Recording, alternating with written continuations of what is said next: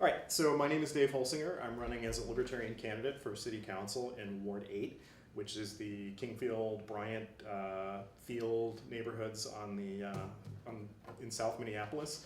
I'm a newcomer to politics, though I have been active in the Libertarian Party for about 5 years now, both in California and now in Minnesota. I was nominated as a candidate for the South Suburbs when I lived out there, have moved here and decided to pick up the campaigning again while I'm in the city of Minneapolis. So city council is actually a pretty significant office compared to even the state representative position I was looking at in the South Metro. It actually has more constituents, which is pretty interesting. I'm running primarily because there are at least 20% of the constituents in my area who are not Democrats. The city council is 12 Democrats and 1 Green. If you look at the demographics of the city, given the last presidential election, state elections, and so on, yeah, it's probably 80% DFL. But there are still 20% of us out there who have no voice in the city council, and quite honestly, don't even run, right? There are a lot of us who wouldn't even bother to vote. The Republicans have completely given up on Minneapolis, won't even bother running candidates. So Libertarians have kind of stepped in as the other party in Minneapolis, and trying to sell people here on our blend of being socially liberal and fiscally responsible. So I'm here to bring that message out, to tell people that they don't have to sacrifice their social values if they also want to vote with their wallet. All right, first question we have is, what do you feel is the biggest challenge that Minneapolis faces in 2018? I think it's hands down what's going on with the police department. My preference would be that we immediately start looking for a new police chief from outside of the city. I know there's been some reluctance to spend the funds and the time to find somebody from the outside. And I think Chief Arredondo is a very respectable guy. He's obviously been in the force for a long time and knows the city. I think that's also part of the problem. I think we've got somebody who is an insider, and given some of the just basic training problems we've seen, somebody's got to come in and gut this thing from the outside. When you have people calling the police to find out what's going on in their neighborhood, going out and meeting the police car and getting shot dead, we've got a little bit of a problem. I think people are understandably hesitant to even call the police now. Your dog might get shot. This is not a safe situation that anyone wants to be in. So we need to restore confidence in the police force. We need to start retraining officers, especially in nonviolent methods, apprehension, things like that. I'd also like to see police introduce a statement kind of like the Miranda rights statement that says you have the right not to be searched. I think that should really be mandatory in any situation where people are asked to be searched. Not something they're going to want to hear. The other really important thing is that the police union contract is coming up in 2019. So anybody who's elected to the city council now has a really big say in how that's going to progress next time the contract is up. That we could push for a lot more individual responsibility on the part of officers, that we can push for some financial measures that would prevent the city from being liable for civil rights violations that have happened in the past. That's the type of thing I'm looking at reforming coming into the city council. Excellent. All right, if you were asked to develop a shadow budget that would cut 80% of all city spending, what mission critical services would you demand? Yeah, so I actually printed it out and brought it with me. Nice. And I've just been kind of going through the list, and there are some things that aren't all that expensive but just kind of chap my hide, like regulatory services. Yeah, let's get rid of those. I've heard one of the problems that they've been having is they can't staff up the office that issues building permits fast enough, right? Because there are so many people wanting to develop in the city. I tell you what, let's just axe that office. Let's just let it happen. Convention center budget, I honestly don't know what that's for. Can somebody tell me, is that just maintaining the convention center? Is it promoting the convention center? I have no idea. 4% of the budget, as much as the fire department.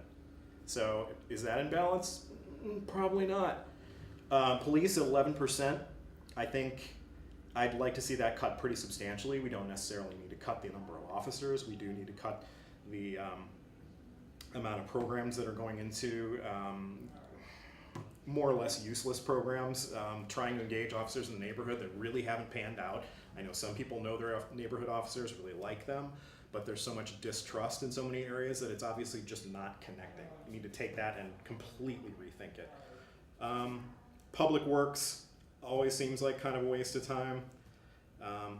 Nobody wants the roads to fall apart, but at the same time, we're doing okay. We can do okay for a few years. Other city services, I looked at this. Actually, some of this stuff I like. Emergency preparedness, good. 911, gotta have 911. Elections, yeah, I think we gotta have those. Debt service, 9%. Yep, there's our city credit card bill. I stopped paying it. Capital improvement, I assume this is fun stuff like the Nicollet Mall, where they've driven companies out of business, small business owners being forced out because they can't get enough traffic. Park board, I think that should be a separate budget entirely. If they want to fund themselves, let's find a way to do it and not take it out of the city's property taxes. Yeah, all in all, I think there's a lot we can shrink just looking at this. Franchise fees, license and permits, use of fund balance. I have no idea what that is. So this all looks a little bit hokey to me. There's not a lot of good explanation of what I'm actually paying for. And oh, by the way, they hiked it 5.5% again on my property taxes. So thanks, guys. Appreciate that. Name at least one way that you will work to ensure that marginalized and individual voices and concerns are heard. Yeah, so this is one I thought pretty hard about. I think some of the most marginalized voices are actually people who are working long hours trying to take care of their families and probably wouldn't have access to something like office hours at a city councilor's office. So I think we need to be reaching out to a lot of those people directly and in places where we can reach them. So let's go to places where people are conducting their business and get them on their lunch break. Let's buy some folks some lunch and bring them over and talk about concerns. We're not necessarily doing a good job of seeking out that kind of input. I think there's always a big expectation that, if somebody wants to talk to us, they'll show up at office hours and we'll hear them, or they'll be at some kind of community forum. There are plenty of people who just don't have time for that. So. Why are public access and independent media important in the 21st century? So I always love the idea of public access, that if anybody's got something to say, they can come in and say it. So, by the way, thanks, Val, for having me here. No, I think in a time when the level of mistrust in the media is so high, even public media tends to get discounted in a lot of ways. But it's hard to discount a guy who comes in, or woman who comes in and has an opinion and wants to present it, right? So I think that's actually the most important way that we can hear opinions, hear news that we might not catch otherwise, hear things that the Star Tribune isn't going to be concerned about, right? All right, and lastly, how can voters get more engaged at the local level of government? There are so many ways people can start getting engaged. Look what it took to run for office. I had to show up at City Hall and file a ballot. Now I filed for the ballot. Now I get invited to all these forums.